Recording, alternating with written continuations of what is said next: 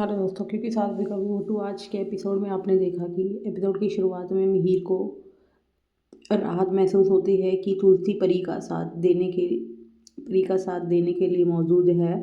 हालांकि तुलसी उससे सवाल करती है कि हालांकि तुलसी से सवाल करती है कि एक ही घर में रहते हुए भी उसे रणविजय द्वारा परी की पिटाई के बारे में कैसे पता नहीं चला।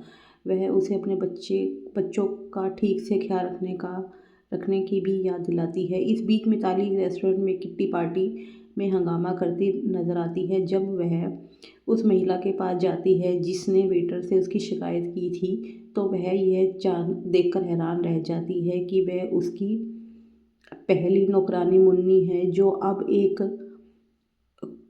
एक कॉर्पोरेट कलेक्टर है।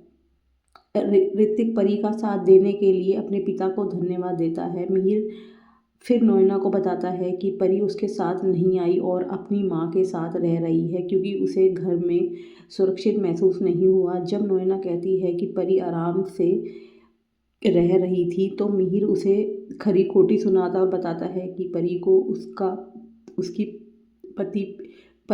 पति पीटता था और वह एक अच्छी ज़िंदगी नहीं जी रही थी, और कहता है कि उसकी बेटी ने बहुत कुछ सहा, अब वह इसे और बर्दाश्त नहीं करेगा। पार्टी से लौटने के बाद मिताली ऋतिक को मुन्नी की नई कॉर्पोरेट नौकरी के बारे में बताती है और उसका मजाक उड़ाते हुए कहती है कि नौकरानी की सफलता के बावजूद उसने कुछ भी हासिल नहीं किया। वह उसे ताना मारती रहती है, उससे शादी करने पर पछतावा जताती है और उसके प्रस्ताव को स्वीकार ना करने के लिए उसकी आलोचना करती है।